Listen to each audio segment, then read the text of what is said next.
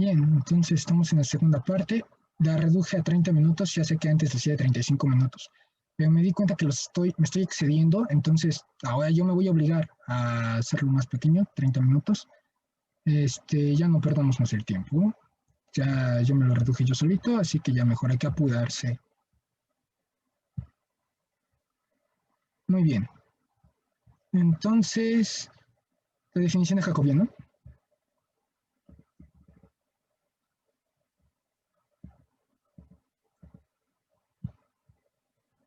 Dice así, definición, sea f de Rn a Rn. Esto para que me quede una matriz cuadrada. Entonces, en este tipo de casos, y también buscando en que sea, cumpla la suprayectividad. Si fuera de Rn a Rm, en donde m es diferente que n, entonces tiene dimensión diferente. O sea, n igual a 2, m igual a 3. Entonces, simplemente por eso ya no sería una matriz cuadrada, ya no sería posible obtener el jacobiano porque no sería, al no ser una matriz cuadrada no se puede calcular el determinante, por lo menos para nosotros, para el nivel de matemáticas que nosotros trabajamos en la Facultad de Ingeniería, no hay determinantes para nosotros de matrices rectangulares, entonces tiene que ser la de fuerzas de Rn a Rn para que nos quede cuadrada y podamos obtener el determinante, y al mismo tiempo con eso obligamos a que sea una función sobre, o sea, suprayectiva, porque si fuera de valores diferentes y que no nos quede cuadrada, simplemente no podríamos calcular absolutamente nada. O bueno, nada más las derivadas parciales, pero no vamos a poder hacerle nada más. O sea, no jacobianos, no hay función inversa, no hay nada, no podemos hacer nada si no es una función sobre. Y eso no lo garantiza el que tanto el dominio como el codominio sean de la misma dimensión. Sea f de Rn a Rn, y también que sea una transformación lineal. O sea, si es una transformación lineal que ya garantiza que tiene una función inversa, al ser inyectiva y superyectiva, entonces en automático todo lo que hagamos nos va a salir cuadrado. Entonces vamos a hacerlo. Sea f de Rn a Rn definida por f función de R, ya sabemos, es una función vectorial de variable vectorial, y qué más si es función de un vector, ¿no? Que significa que es función de un montón de variables. Y esto es igual a, y otra vez, cada una de sus componentes es función de todas las variables de mi vector R, que no es más que lo mismo que ya hemos visto no sé cuántas veces, de función vectorial de variable vectorial, función vectorial de variable vectorial, donde R es x1, x2 hasta xn. Perfecto. Entonces el determinante de su matriz jacobiana se le denomina únicamente jacobiano. Estos son los famosos jacobianos, los cuales tienen muchísimas aplicaciones en cuestiones de cinemática y dinámica y demás. Ustedes no lo van a ver en su materia de cinemática y dinámica, no. Lo van a ver hasta después, como por ejemplo, en mi caso, en dinámica de maquinaria, que es una materia posterior, dinámica de maquinaria, con el doctor Cuenca, por cierto, muy, muy bueno el doctor Cuenca. Y en robótica también van a ver eso, para los que lleven robótica o, o los que quieren llevar robótica, van a trabajar con jacobianos para la parte de dinámica del manipulador, y todos los que tengan parte de mecanismos van a tener que utilizar el jacobiano. Muy poquito en la materia tal cual de mecanismos, yo les recomendaría tomar dinámica de maquinaria, ahí sí les van a enseñar muy, muy bien cómo se hacen las cosas, no porque en mecanismos no lo hagan, sino porque dinámica de maquinaria tiene ese enfoque, mientras que en mecanismos todavía habla de la síntesis del mecanismo. Entonces están más ocupados en hacer la síntesis del mecanismo y muy poco le dedican a la dinámica de maquinaria, mientras que dinámica de maquinaria ya es entrar a velocidades, a cosas así. O sea, ya tienen el mecanismo, ahora dime cómo se mueve, pero cómo se mueve en función del tiempo. Y eso, créanme que es lo útil, es lo verdaderamente jugoso del asunto. Se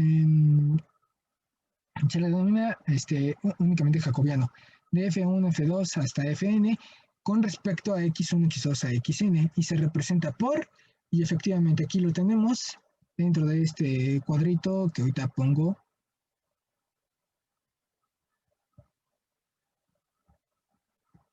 Está. Es el jacobiano de F1, F2 hasta Fn con respecto a X1, X2 hasta Xn. Y no es más que la forma de decir que es el primer renglón, o sea, todo lo que tenemos en la parte de este disque, porque nada más es notación, disque numerador, son los renglones. Son los renglones de mi determinante. De mi determinante o mi determinante jacobiano o únicamente jacobiano, que es F1, F2 hasta Fn, y si se dan cuenta, así está ordenado. Todo el primer renglón para F1, todo el segundo renglón para F2, así sucesivamente hasta Fn. Entonces F1, F2 hasta Fn, y derivado, o por eso es jacobiano con respecto a X1, X2 hasta Xn, y esas son las columnas. O sea, toda la primera columna son todas las derivadas parciales de todas las componentes con respecto a X1, derivadas parciales con respecto a X1. Segunda columna, todas las derivadas parciales con respecto a X2, y así sucesivamente hasta la columna N, que son las derivadas parciales con respecto a Xn. No son lo mismo, pero vean que tiene un cierto parecido con la matriz hessiana, pero no son lo mismo, pero ayuda a memorizar el orden de cómo está escrito y también en cómo interpretarlo. Entonces, jacobiano, numerador, que ya vimos que no es un cociente, pero así se pone. Este disque numerador, renglones, y después columnas, y ya tienen ahí el arreglo. Las columnas son con respecto a las que están derivadas, ¿no? O sea, toda primera columna derivada parcial con respecto a X1, a eso me refiero. Y renglones son los componentes. Primer renglón, primer componente. Segundo renglón, segundo componente, F2. Y así hasta la componente Fn. Y ya. Es neto concepto, nada más. Es una definición, nada más hay que memorizarlo y eso es todo. ¿Y qué tenemos en la parte de notas o comentarios? Bueno, primero, esto fue inventado o bueno, se le nombró así en honor de Carl G.J. Jacobi. En 1804, 1851, no viven mucho los matemáticos, ¿verdad? Por eso creo que es un deporte extremo. Es un matemático germano.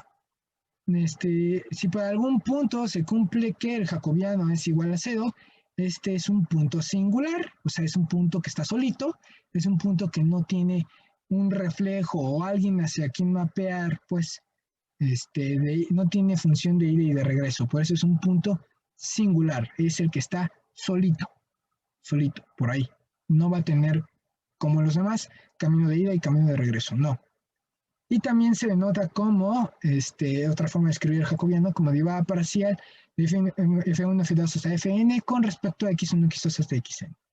Y los puntos singulares no tienen imagen o pareja a donde mapear. Sí, es lo que les decía, es un punto singular, es un punto que está solito, no tiene camino de ida y de regreso, no tiene una pareja. O sea, únicamente es así un neto valor, prácticamente. Y eso luego tiene implicaciones en la parte física. Pero requeriríamos de ver todo un curso de dinámica y de cinemática dinámica para que tengan una interpretación. Ah, bueno, ya aprovechando como otro comentario, para obtener el jacobiano inverso no es más que el recíproco del jacobiano original. Qué fácil está obtener el jacobiano inverso. Nada más es el recíproco del jacobiano original. Y eso es camino de ida y camino de regreso. O sea, si ya tienen un jacobiano y quieren su inverso, recíproco de ese que tienen. Y si lo que tienen es el otro jacobiano, como por alguna razón del ejercicio, entonces recíproco de y vuelven al original.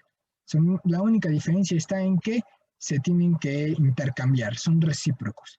Y en función de qué ponen las variables y ya, o sea, nada más invertirlo y cambiarle las variables, pero no tiene ningún, lo vamos a hacer en un ejercicio, así que no tiene ninguna gracia, está facilito. Teorema, ay, no cabe todo. Bueno, hoy te lo voy a tener que recorrer. Teorema sea U de Rn a Rn, una función vectorial de variable vectorial, definida por U función de B, que es igual a U1, sacando de mis componentes U1, U2 hasta UN, función de mi vector B, donde B es mi vector B1, B2 hasta Bn.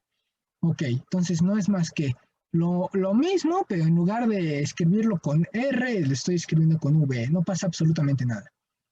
Inciso 1.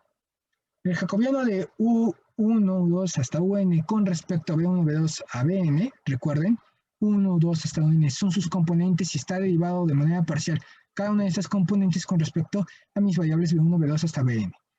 Y se multiplica por el inverso, el jacobiano inverso, me va a dar por resultado 1. Entonces así saben que están obteniendo un buen resultado. Si multiplican el jacobiano original por su inverso, les va a dar por resultado, y sin falla, 1. Les va a dar 1.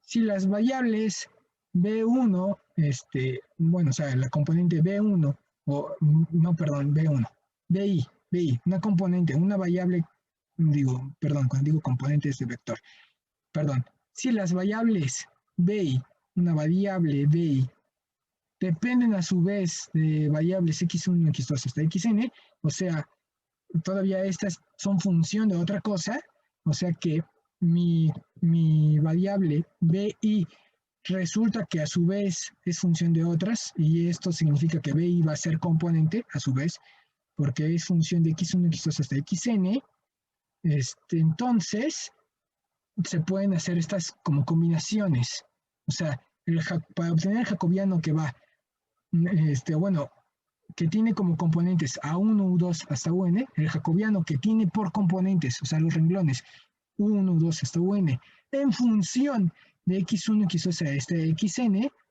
no hay que hacer más que multiplicar el jacobiano que ustedes pueden obtener con los componentes 1, 2, UN, derivado con respecto a las variables B1, B2 y Bn, y luego multiplicarlo por el jacobiano, que es función, que son componentes B1, B2 y Bn, y que son función de x1, x2 hasta xn. Entonces está fácil, está muy, muy fácil. Netamente es como si, casi al grado como si se estuvieran simplificando estos de aquí, o sea, literalmente. No es que así sean las operaciones, pero es para que me lo entiendan que es así de sencillo. No es como si, como cuando hacían la derivada, en, cuando eran, es que de ahí viene, bueno, nada más que es en caso general, cuando ustedes hacían la regla de la cadena en la derivada, que era derivada de, no sé, de la función f con respecto de x, pero resulta que a su vez la función f es función de g, y la función g es función de h, y la función h es la que sí es función de x. Y a ustedes al multiplicar todas estas derivadas es lo mismo que ustedes estuvieran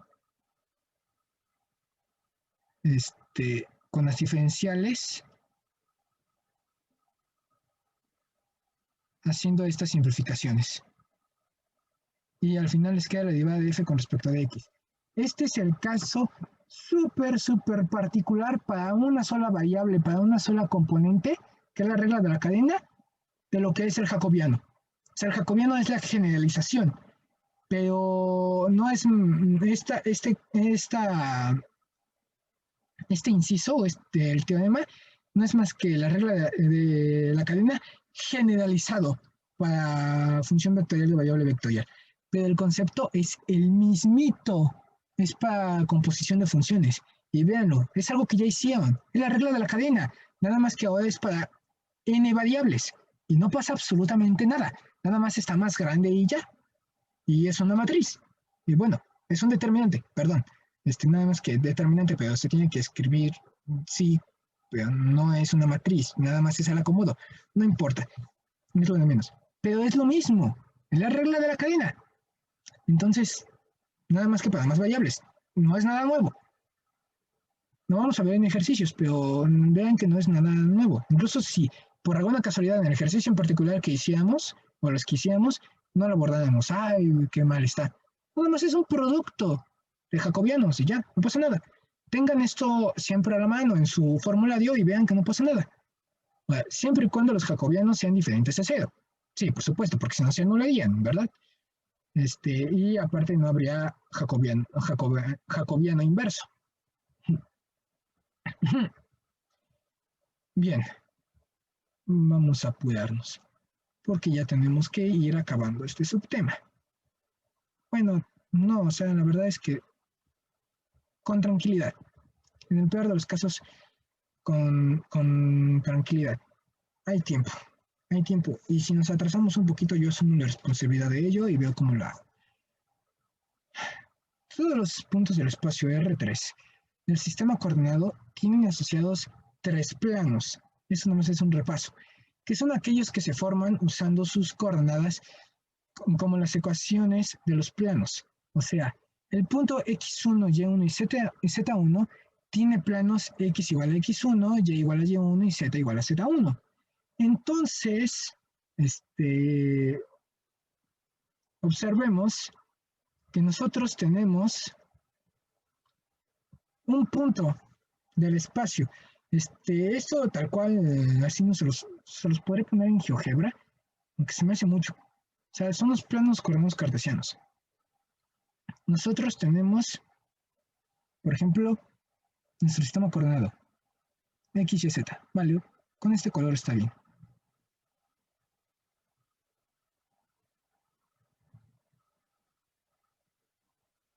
Pero bien dibujado, ¿no?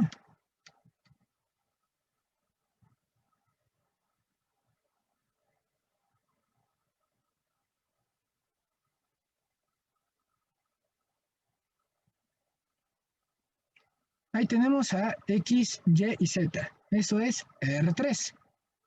Y si quieren, por ejercicio, vamos a pensar en el origen. El origen no nada más es un cero, es un punto cero. O sea, 0 en x, 0 en y y 0 en z.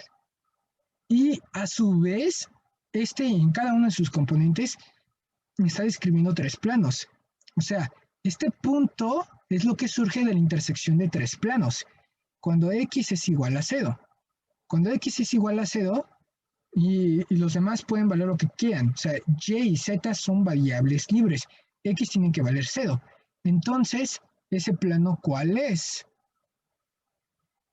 Carga. Es este de aquí. Este de aquí. Y y z pueden valer lo que quieran. Pueden valer lo que quieran. Pero x tiene que valer 0. Entonces, si se dan cuenta, si toman como referencia la esquina de su cuarto, van a notar que es una de las paredes. Ahí es el plano x es igual a 0, y y z pueden valer lo que sea, es una de las esquinas de su pared, pero x tiene que valer 0, entonces es una de las paredes de su cuarto, en esta esquina. Después tenemos otro plano, o sea, yo no lo escribí de ese color, pero lo subrayo de ese color. Ahora, otro color. ¿Qué es esto? Vamos a ver qué. A ver, galaxia. Vamos a ver si sí pinta como galaxia. Otro plano. Y igual a 0. Ok, entonces x y z pueden valer lo que sean. X y z pueden valer lo que sea. Pero y tiene que valer 0. Entonces, ¿qué plano les da por resultado? Este de aquí. Ahí sí pinta como galaxia, ¿eh? O sea, deja estrellitas abajo. Entonces ahí está. Este es el plano y igual a 0. O también conocido como plano XZ. Pero el plano realmente se llama y igual a 0. ¿Por qué? Porque y tiene que valer 0 y x y z pueden valer lo que sean. Y después tenemos otro plano. Otro plano, que es z igual a 0, que les da por resultado nuestro queridísimo y muy conocido XY, el plano XY. X y Y pueden valer lo que sea, pero Z tiene que valer 0.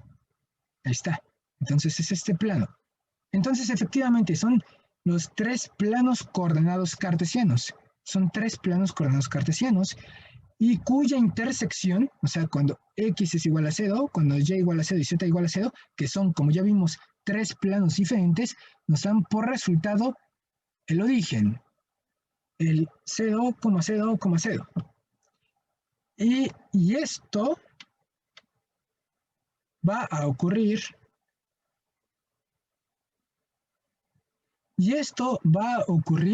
para cualquier punto del espacio. Cualquier punto del espacio, o sea, ahora sí, mi punto X1, Y1 y Z1, tal como yo lo tengo aquí escrito en forma general, un punto X1, Y1 y Z1, pues no es más que la intersección de tres planos. El plano X igual a X1, Y igual a Y1 y Z igual a Z1. ¿Ven que no es nada complicado? A pesar de que cuando uno lo lea uno no lo entiende, sí viene la primera desmenuzándolo un poco, ven que está muy facilito. Ay, muy fácil que es.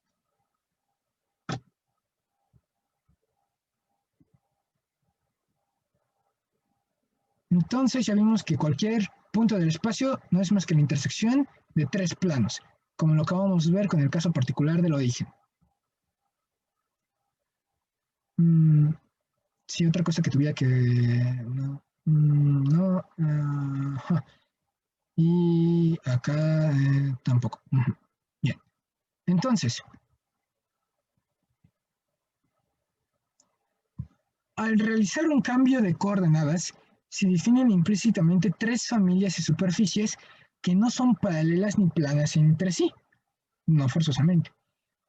Sea R, ya habíamos visto que era función de X y Z, pero X y Z van a ser la función, cada una de ellas, de U, V y W. Entonces ahora van a ser función de W, W y W. Por resultado, ¿qué nos da? Que R es igual a una función de V y W como consecuencia última, ¿no? O sea, dependen más bien de V y W y eso nos va a dar los valores de cada una de sus componentes en X y Z. Y esta es una función con cambio de coordenadas. Sea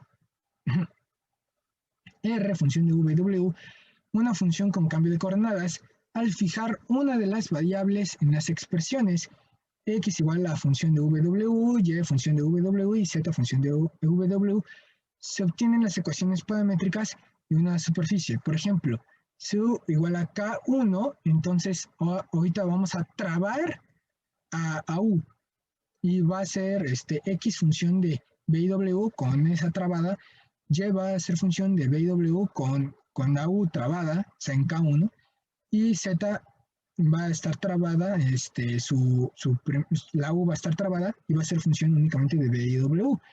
Y si a cada uno se le dan diferentes valores, se define una familia de superficies. A esta familia se les denominan superficies coordenadas.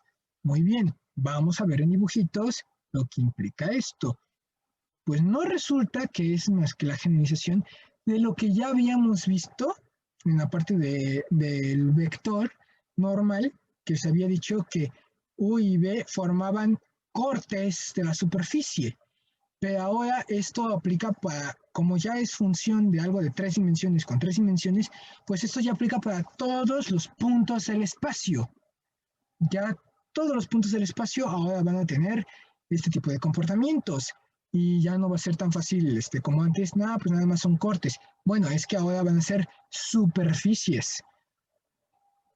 Dentro de nuestro nuevo sistema U, V y W, cada punto vamos a tenerlo que definir, o bueno, cada uno de estos puntos de manera similar como lo teníamos para R3, ahora para un punto en otro espacio coordenado, que ni siquiera es como X y Z, es algo, imaginen, fuera de su esquina, ya es algo extraño, en un espacio vectorial extraño a nosotros, pero sabemos que cada uno de estos puntos V y W también se define como la intersección de tres superficies coordenadas curvilíneas. De la misma forma que aquí nosotros lo estamos haciendo en el espacio de R3 con nuestro X, Y, Z, y que es la intersección de tres planos coordenados, o sea, esto de aquí que tenemos a la derecha, ahora imagínenlo, imaginen algo que son únicamente superficies de coordenadas curvilíneas, ni siquiera tienen que ser normales entre sí, pero sí sabemos que cada uno de los puntos que viven en este espacio vectorial de V y W, se puede definir cada uno de estos puntos como la intersección de tres superficies coordenadas.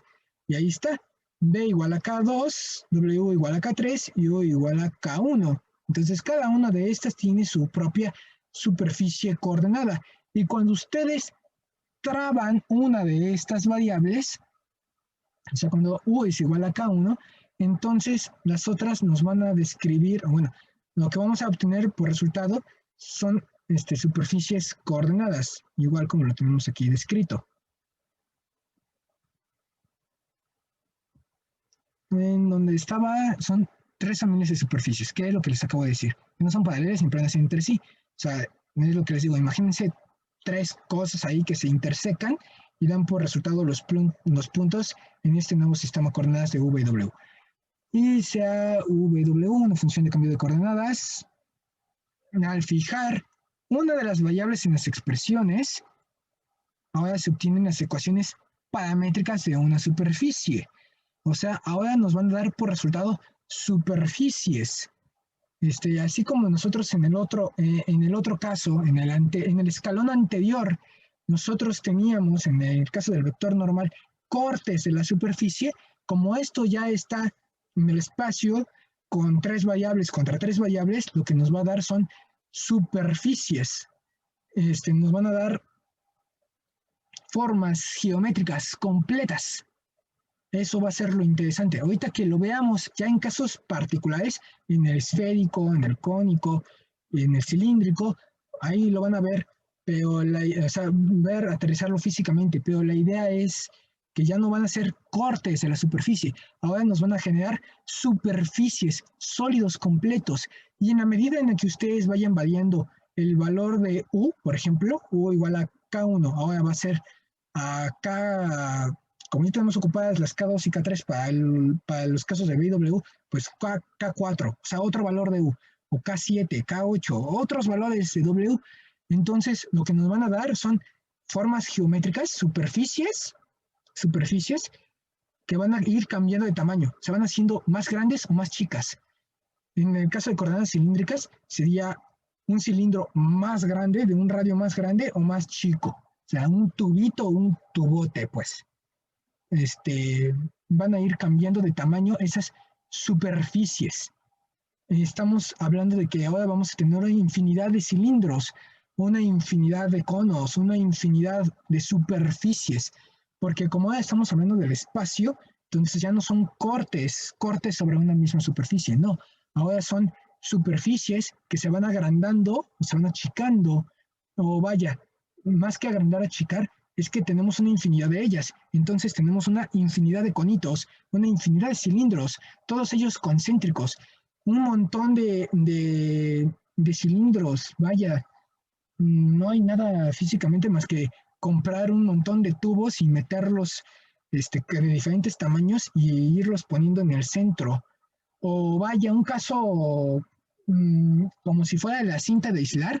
Ya sé que es una misma cinta continua, pero imaginemos que por un momento no es la misma cinta, sino que ustedes así a una vista, a una ojeada rápida, se ve como si fueran muchos cilindros o vaya, muchos circulitos concéntricos, aunque ya sé que es una misma, no es una misma cinta, pero así a simple vista, ignorando que es una cinta y es una sola pieza, se ven como muchos circulitos. Entonces es eso. Y como está extruido, o sea, tiene dimensión grueso, entonces son como muchos cilindros concéntricos. Eso es lo que quiero decirles. Cuando ya estamos hablando de superficies, de las ecuaciones paramétricas en una superficie, cuando estamos fijando el valor de K, cuando varía ese valor de K, lo que ustedes van a tener es esa superficie escalada un montón de veces, conforme ustedes varían eso,